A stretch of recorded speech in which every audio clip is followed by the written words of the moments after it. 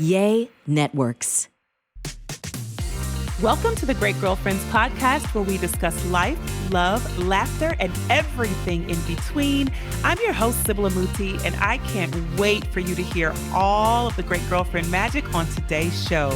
So without further ado, grab something great to drink, grab your pen and your paper, and get ready for this week's episode. Enjoy! Happy Wednesday, Great Girlfriends. You are chiming into what has already kicked off as a wonderful conversation around women being change agents in the workplace, personally and professionally, but also what it means to represent yourself, be an advocate for yourself and others as you're navigating your career spaces. And so I couldn't think of anyone better to have this conversation with than Modupe Congleton. Hi, Modupe. Hi, Sybil. How are you? I'm so wonderful. How are you? Absolutely fabulous. Oh, I'm so glad to have you on. You know, Great Girlfriends, I met Modupe in New York. Plus, it had to be a couple of months back. I think it's September. It was right around September, I believe. New York Fashion Week. Mm-hmm. Absolutely. It was Fashion Week. And I think we were both on the go. You were there for two events and I was there for two events. It just so happened that at the Colored Girl, the Amara Colored Girl virtual experience recording, I met you, Modupe, and Tori was saying, oh, she is just the best leader and advocate in the DEI space. And as I talked to you, I recognized that you had all the great girlfriend pillars alongside being an, very influential and high-powered executive who has to carry the weight and responsibility of DEI representation at a very large tech company. Yes. So I'm just going to read a little bit of this amazing bio of Modupe's. Modupe Congleton is a highly recognized diversity leader known for cultivating inclusive workforces, utilizing a vast range of dynamic skills to build awareness and action-oriented workplace cultures. As an intersectional leader equipped with an impressive blend of knowledge and nearly 2 decades of experience, Modupe has implemented successful cultural transformation, change management, operations, sales, and marketing strategies. You better work, Modupe. That's not in there. I'm just saying that on the side. All right. Modupe is currently the Director of Diversity, Equity, and Inclusion for worldwide Amazon stores. She was recently recognized by the National Diversity Organization as the top 100 DEI influencer for 2022. I'm going to take my time and slow clap for that. Engagedly as a top HR influencer of 2021, and by Channel Futures as one of the top 100 DEI leaders of 2021. Outside of her professional career, Modupe enjoys spending time with her family, mentoring young business professionals, and watching her favorite shows on all streaming platforms. Okay, so wait, give me one of your favorites really quickly. What are we watching right now? Oh my goodness. So I watch all of the Power Book series. So everything from Raising Kanan just finished. So love that. Amazing. I've just gotten into this show called Reasonably Doubt. That I watch it on Hulu, but it's Reasonably Doubt. Michael Ealy, such a good show. Yes, I'm here for all the good shows. And Guilty Pleasure, Sisters on BET. On BET. Yes. I love. Yeah, so I literally like when I am exactly that's anything that has multiple episodes. For me to binge, that's what I'm watching. Mm-hmm. And last one, House of Dragons, just finished. Cannot wait, from the Game of Thrones series. So if you have not watched, oh my gosh, it'll change your life. Really? It will. Okay, so good. people say that everyone judges me for not being one, and it made me almost defensive. I was like, I'm just not doing it, y'all. And they're like, I'm like, is my friendship when you finally do it. When you finally do it, you can be like, I see what they were talking about. Okay. I got to get into it. So I have so many questions for you, because for you to stand, and I want to make sure I note this great girlfriend. She's also the mother of 4 daughters. So we're talking about a woman with a well-rounded platter of responsibility, and also you're developing a dynamic legacy along the way, Modupe. I want to know, as a professional, what does it mean for you to be a change agent in the spaces that you navigate? Well, first, let me say thank you to you for inviting me to join you and your great girlfriends. This is truly an honor to spend this time with you all. So I want to first acknowledge you and give you your flowers for even inviting Thank me to be you. here with you. But Of course. for me, being a change agent is something that I've always taken pretty seriously. Mm-hmm. And I actually became a certified change manager early on in my career. And I became Mm. certified in what's called the ADKAR model, which is awareness, desire, knowledge, ability, and reinforcement. And so Okay. everything that I do, I approach it from at least like a change management perspective in the Mm-hmm. business. Everything Mm-hmm. I do in the business, there's always a change management lens around it. But for me, when I think about what an actual change agent is just someone Mm-hmm. who not only is an advocate of change, they have the ability to navigate change with a bit of ease. You know, sometimes Mm-hmm. people become very uncomfortable when they Mm-hmm. hear the word change. We've got to Mm-hmm. change. We need to prepare for dot, dot, dot, fill in the blank. Mm-hmm. And I anticipate change when it happens. So that means when you anticipate change, you're constantly thinking about the evolution of business, the evolution Yeah. of what's happening in the world. And so then that way you're not caught off guard in any real way. But there's that level of agility and flexibility that you have to build within who you are to help Mm-hmm. others navigate change, especially if they've expressed like a bit of difficulty in dealing Mm-hmm. with change personally and professionally. And Mm-hmm. this is so funny. This is just random, but I just feel like I have to say this. So last night, as I'm preparing for my business trip today, in the morning, I'm getting my hair braided, Mm-hmm. taking meetings while I'm getting my hair braided. Mm-hmm. And then, of course, as my daughter gets out of school, what am I doing? I got to braid her hair for the week. That's And right. I start right because I'm going to be gone for a few days. She Uh-huh. just took her braids out, so we had to wash Uh-huh. and get it ready for when she gets them back in. And all I kept thinking about was just navigating that experience as a woman, and Mm-hmm. especially if you're a Black woman and you have Mm-hmm. children who have needs, right? Mm-hmm. You're like, okay, this isn't a me just jump up and go. There's a Right. lot of preparation, and so I've always been comfortable with change, and so I just try to do everything I can to help others be comfortable with it. Which is essential, right? Because most people are so frightened by the idea of things Yeah. being different. Mm-hmm. Most people like the controls to be very controllable. Yeah. All times. They need you to Yeah. be Modupe, right where I left you. I want Sybil, I need you right here. Yes. They want it, they want everything scripted. And when change hits, they're very unprepared because it means something unstabilizing to them. Right. Yeah. And Yeah. so, yeah. And I feel a lot of what, our response to the past few years as Americans, but in this Oh, world, wow. period, but as Americans was us realizing that at any given time, our worlds can be disrupted. Yes. Positive change, negative change, and positive things can come out of negative change. And I think Mm-hmm. what we saw was a rise in expectation for companies to implement change at an aggressive Yeah. pace, getting people in place who really can make the walk the walk, talk the talk, make the moves. And so Mm-hmm. we saw DEI spike to an all-time high. Do you feel like there was more Oh, pressure on your shoulders to move fast and hundred furious? percent, a Yeah. 100%.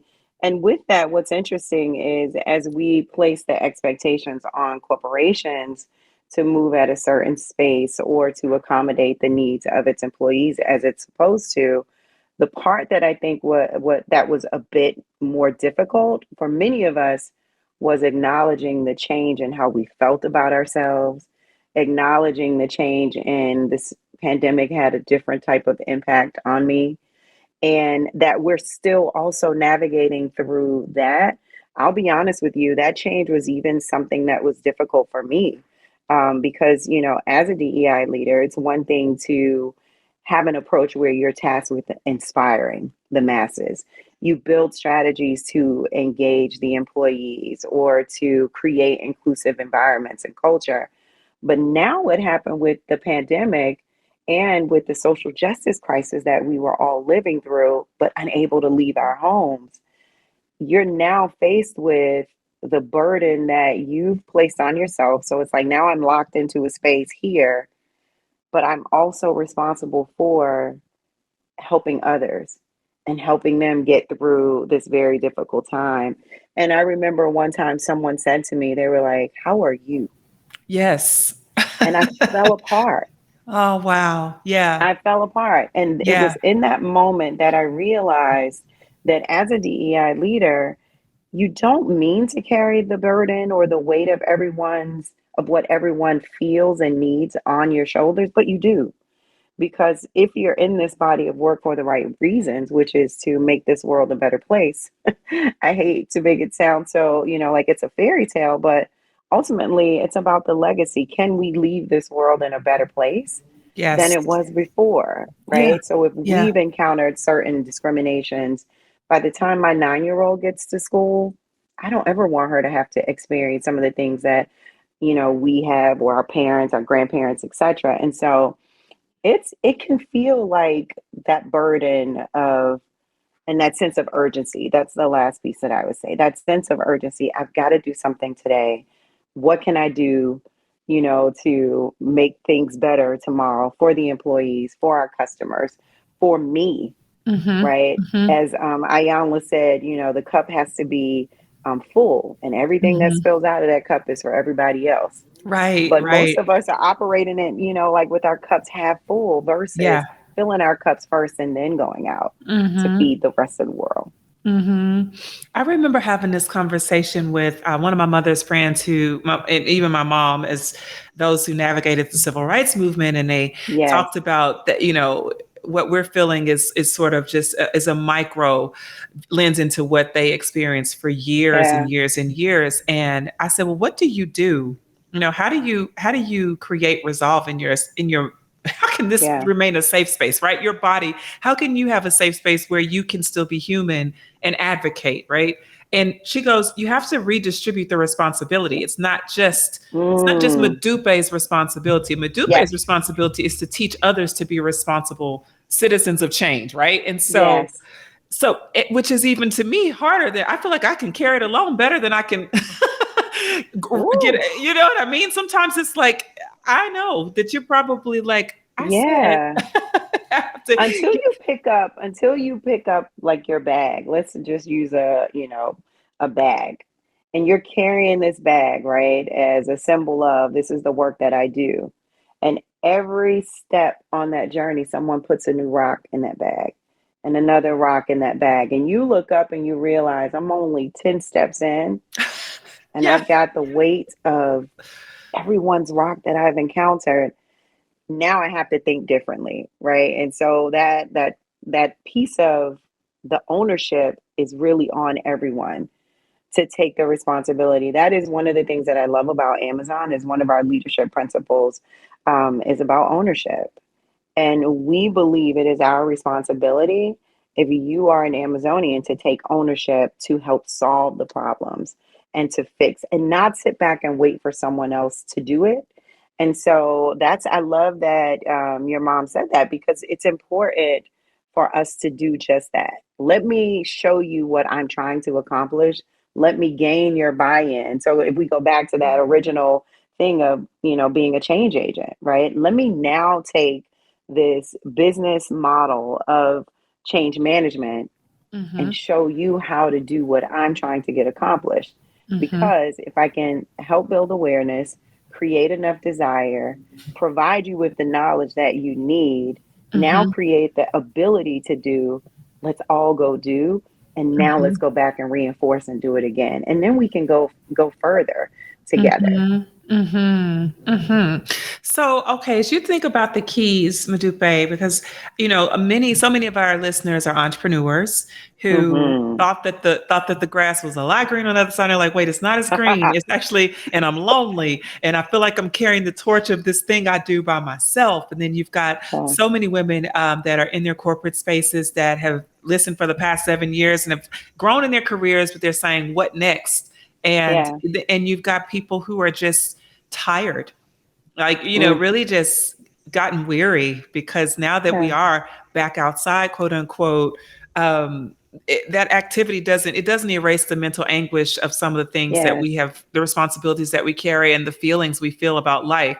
but there is, there's so much work for us to do. We're even up against elections that are, in place. And so the road is not easy, right? There's going to be more rocks in the bag. So how do we activate as change agents, on a micro level and macro level to ensure that no one person is applying that pressure alone? Yeah.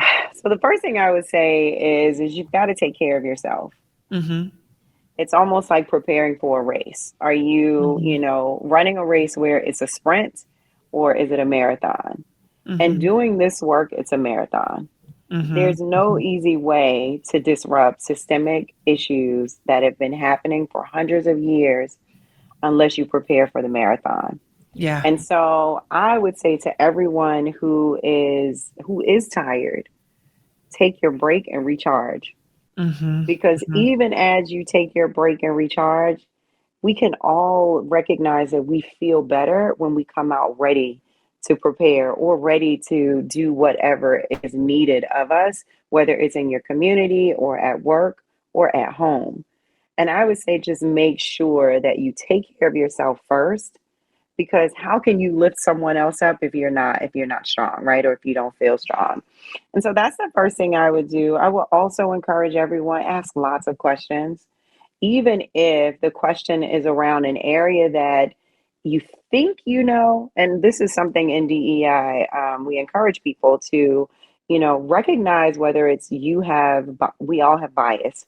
So recognize your own bias, and also acknowledge that there are others who may have bias that they don't even realize that they have. So ask lots of questions. Try to listen with the intention to understand versus listening to people and ready to place judgment. I think all of these things are very important as you are on this journey to be a change agent. And then, as I mentioned this earlier, there's an element of being able to flex that resiliency, flex the agility, and also just know that as you are navigating change or preparing someone else, if you're rigid, do you want the change to happen to you, or do you want to flow with it? And that's pretty much how I approach everything. I'll take a step back and say, okay, all right, God, there's a lesson here, right? Because we can't forget the fact that regardless of who you are, whatever your center is, your moral compass, whatever that is, go there first. Figure out what it is you want to do and how you're going to navigate it. But as I said, do you want the change to happen to you or flow with it? And so it's always easier to flow with it and then be able to recognize in someone else you're resisting this change that has to happen. So what can you control right now? Yeah. And then what can we influence? And so there's a lot of those little sayings that you sort of coach yourself through when navigating the change. But the biggest thing is just flex the resiliency and the ability to be agile when needed. It's super good. That agile. That's a big one. That's like, all right, somebody's Yes. gonna write that down and work on that piece by piece. I want to know from you, Modupe, how do you know, you've got the qualitative and quantitative side of everything we do, right? And that ultimately determines quality of life for us on a small scale personally, but globally. How do you know when you're doing enough? Yeah. What are your I KPIs? I think it's exactly what you just said. Like, what do you quantify with what you're doing, and what's the quality of it? So there was two ways that we look at things: is through anecdotes and through the data. Now, of course, the data will tell you what you need in order to help you understand and hopefully inform the actions that you need to take. But the anecdotes of how people are experiencing what it is you're doing, that becomes a truth teller too, right? So as Amazonians, we're truth tellers, and we seek truth. And so you cannot seek truth without having the combination of anecdotes and data.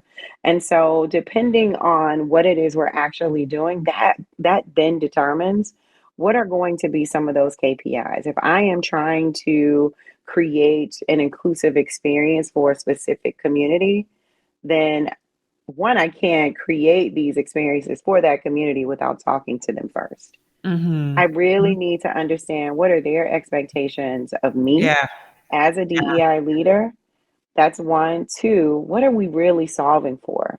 Because sometimes, and well, not sometimes, but oftentimes, it's easy for companies to be performative.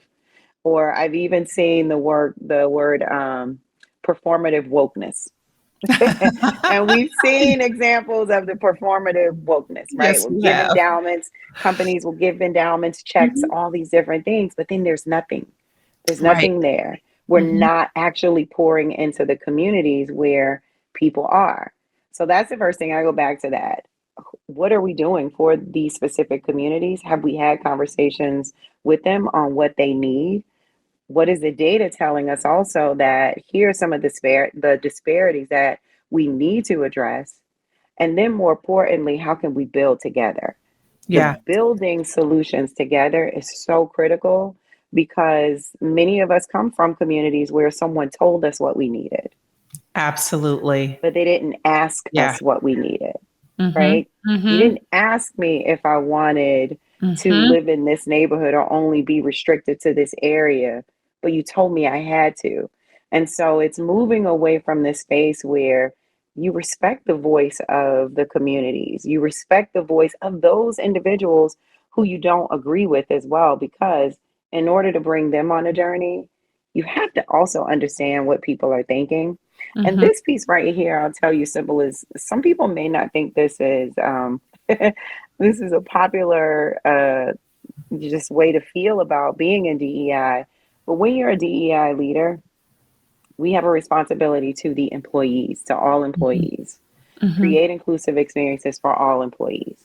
At the foundation, respect is owed to everyone. So Mhm. no one gets to walk in a room and be disrespectful to anyone, regardless of where they're from.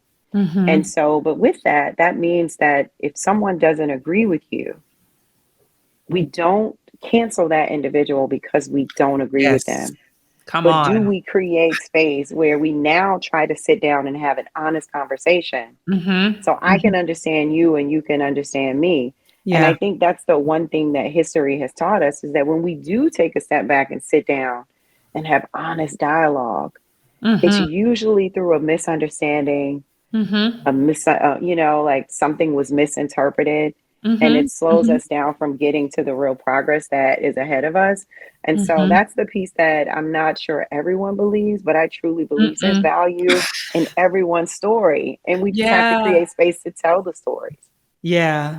It's so amazing what can come out of safe space. They're so amazing Yes, when people come together with the intent to have a safe space exactly. where neither one of us are right. We're just curious and we're able to ask questions Yes, and build dialogue. The insights that you gain from that, and even the self-awareness, because what I can learn from you just by engaging and actually listening to you instead of, exactly.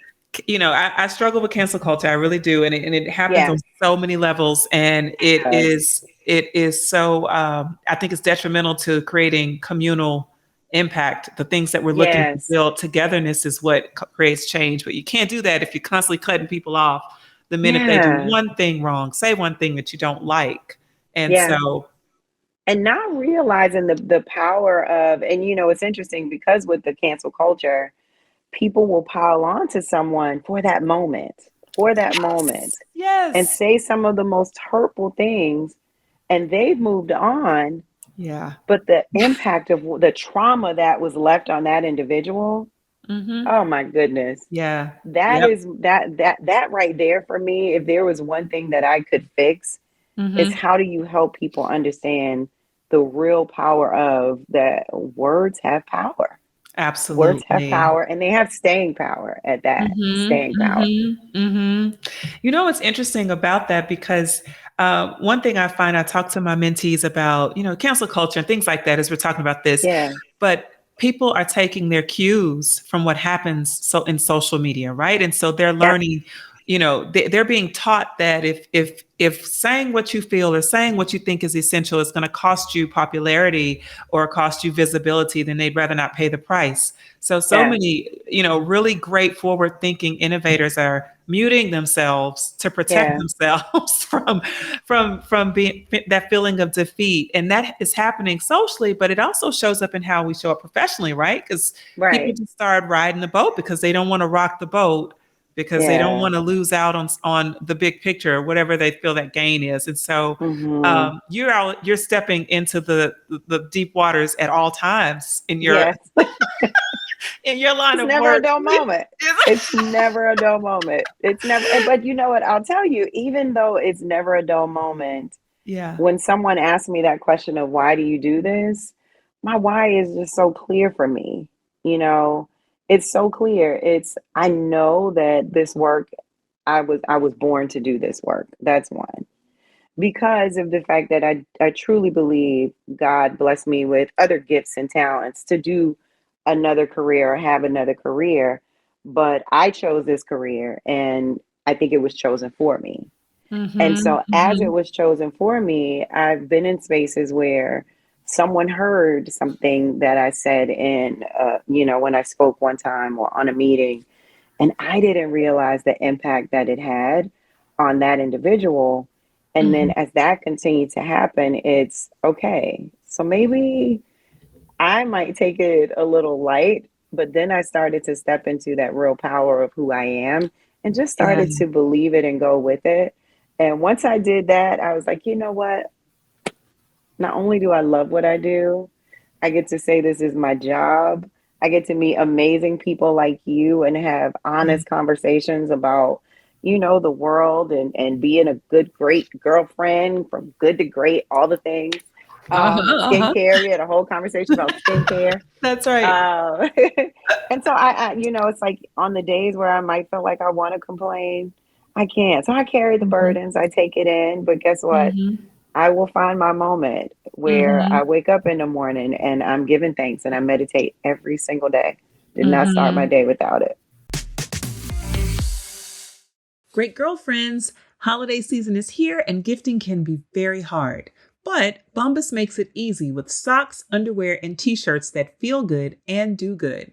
Bombas feels good because they're thoughtfully designed with the softest materials, and they do good because for every item you purchase, they donate another item to someone in need. Bombas makes the perfect gift for everyone on your list, even your pickiest friends and relatives, because their clothes are exceptionally soft and comfortable and give back to those in need with every single purchase. Bombas uses materials like Pima cotton and ultra soft, never itchy merino wool in their socks and t-shirts, and fuzzy Sherpa linings in their slippers. Bombas' holiday collection puts a modern twist on traditional festive colors and designs. Think rich purples and greens, geometric snowflake designs, sweater-inspired textures, and retro ski patterns. With family sets, you can match with your family and friends in exceptional comfort and style. Hello, frameable holiday group photo. So far, Bombas has donated over 75 million items of clothing. That's a whole lot of comfort and a whole lot of good. I love the fact that my Bombas undies match my skin tone, are super smooth and sleek, and extremely comfortable. Perfect accessories to all of my holiday wear. So I'm super excited because you get to buy your own today. Give the good this holiday season with Bombas. Go to bombas.com/greatgirlfriends and use code greatgirlfriends for 20% off your first purchase. That's bombas.com/greatgirlfriends, code greatgirlfriends for 20% off. bombas.com/greatgirlfriends, code greatgirlfriends. So I do want to slide into the personal part of your life because we've got all these babies. We got 4 babies. Ooh, 4 babies and $2,000. $2,000 if you can believe. $2,000. Oh my goodness.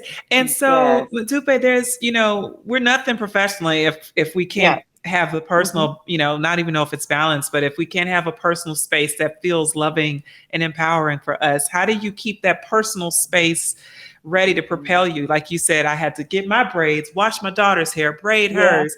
You're checking in on all the other people before you have to prep the house to go out and do and be, but the house still has to be housed. So how do you, how are you making sure you are present in all of these spaces?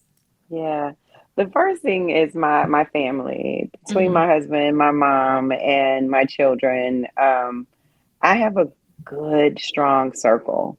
And they create the space for me to be the best me, because Yeah. my being the best me contributes to my ability to be the best me for them, and also contributes to their ability to be the best of them, right? Yeah. So that's the first thing I'll say. I also am very comfortable with me, and Mm-hmm. that being comfortable with me is something so important, because I think as women, we place a lot of unnecessary burdens on ourselves about how we Mm-hmm. look, how our skin is changing, right? Like, do I have a wrinkle in my forehead? Some of these Mm-hmm. things that are small things, if you're a woman, become the biggest boulders in your mind that you cannot move and will keep you up all night.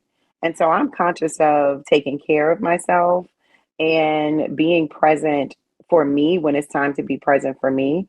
And that creates the opportunity for me to be present for others. The last thing I'll say is I also can recognize when I've had enough. When I That's say I've good. had enough, meaning like I'm at like my tank is low for the day. Mm-hmm. Mm-hmm. I can recognize that, and I can also recognize like maybe you need to get up, maybe you need to take a break, maybe you need to step away. Yeah. And but with that, here's the truth part. There's a lot of missteps. A Yes. lot of missteps Yes. where I'm sitting there and I'm stuck in a meeting and I'm like, oh, I forgot to go get Layla. Right. And I'm running to carpool. Yeah. That happens too. Right. And you give yourself the grace to say, to just say nothing's perfect. I Yes. made a Yes. mistake, but I'm here. Yes. Yes. Yes. Yeah. I might be the last one in the line, but I'm my like, kid got picked up and the meeting was good.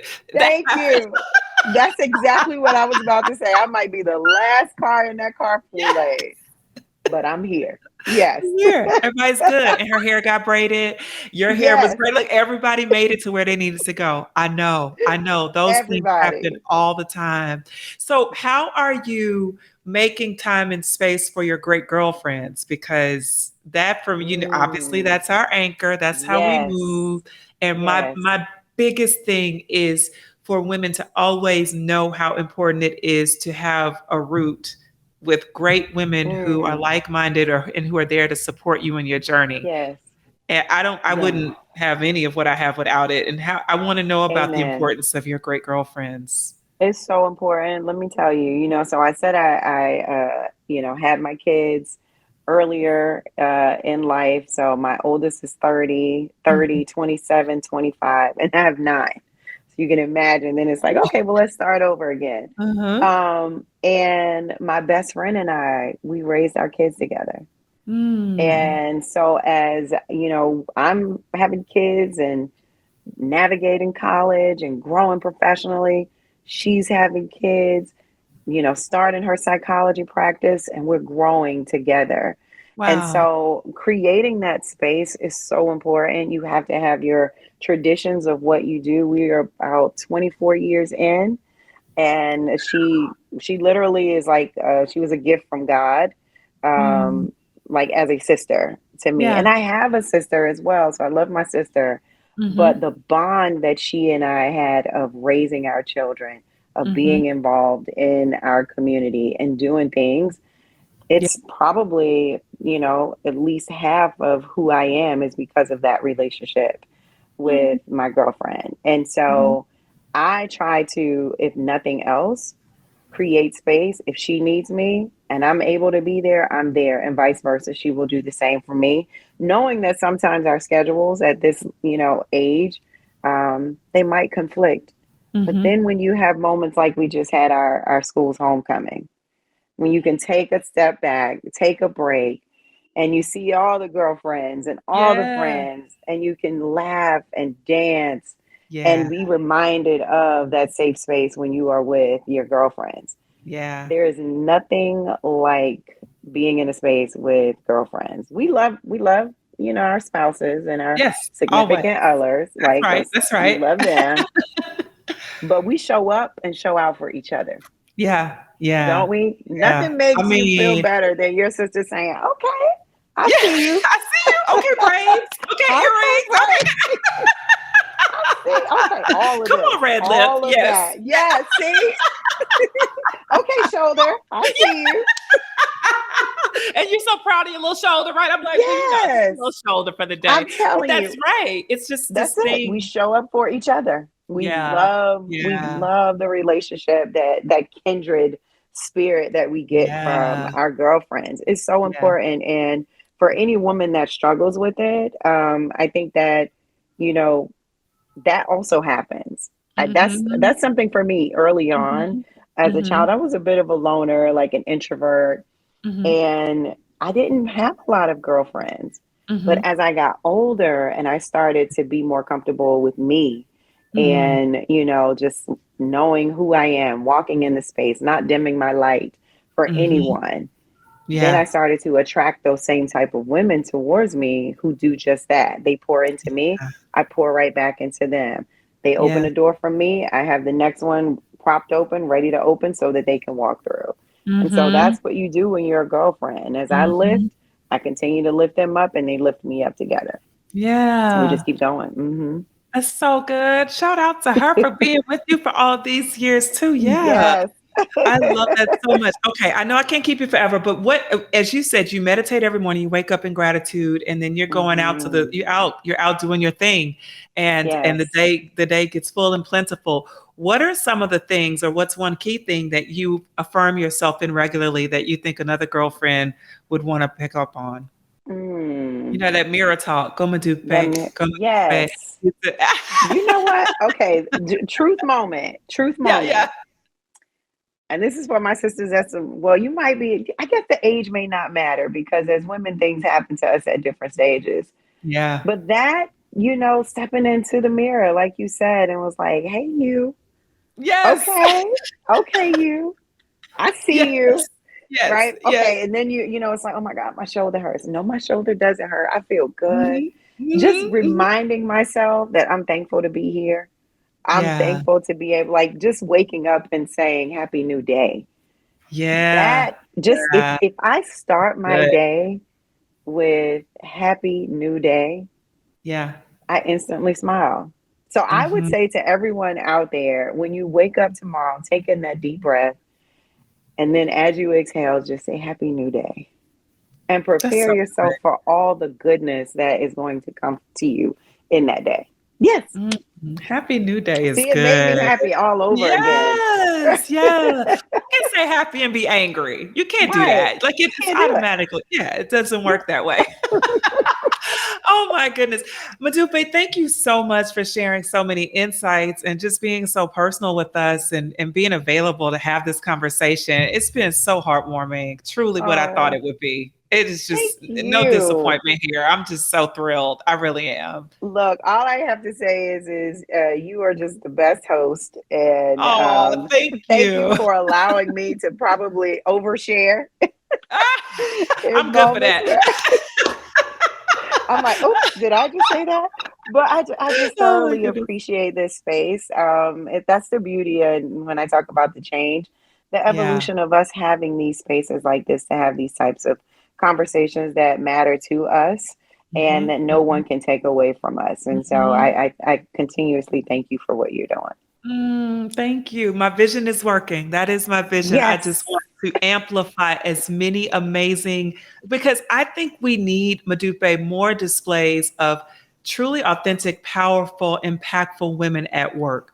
The more we amplify that, the more we silence the other voices and we stop casting the light on the dark stuff. If we can put more light on what's actually, there are beautiful women at work around the world who are intentional, who love other women, and who are really, really like about it. If we can amplify that more, that's my change agency. That is what I seek to do. And the more we do that, I feel it also gives other women the courage to do the same thing. Yeah. Eliminate our excuses. And it also changes the narrative that women can't get along. Right? That part. It changes that narrative because we are fans of each other. We do celebrate one another, but somehow people attach to the negative narrative. And so what you're doing actually creates that space where it's ringing loud that we are celebrating and we can be great girlfriends to each other. That's my goal. That's it. I so I'm love so it. glad it's working. Okay, Modupe, where can they keep up with you on social media and check in with you? Yeah, so I'm so proud because I only have like 600 followers, and so you all can follow me. Yes, follow her. So Modupe, MODUPE_C. That's my Instagram, and Modupe Congleton on LinkedIn. If you want to connect and stay connected to all wonderful DEI insights and updates of what's happening in the world of Amazon stores from a DEI perspective, or just also staying connected to me. I look forward to connecting with everyone. We get to watch you work. Yes. Thank you. Yes. Happy new day to you. I'm sending that to you ahead of tomorrow. Yes. Blessings to you and gratitude for your time and your energy and your blessings today. You've been, and for rearranging the entire hotel room to make this work. If you saw how I was sitting right now, it would crack you up because I'm ready to move my leg. You're like, it's numb. I have to move it now. I gotta go. Okay, you can move your leg. You're free now. Thank you so much. Thank you. All right, great girlfriends. Did you enjoy this week's episode of the podcast? If so, would you please give us your amazing review on iTunes? Every single review helps another great girlfriend get plugged into the podcast and the community. Speaking of community, make sure you join our Facebook group at The Great Girlfriends, follow us on Instagram at The Great Girlfriends, and on Twitter at @the_great GFS. I'm Sybil Amuti, and I'm out. Peace.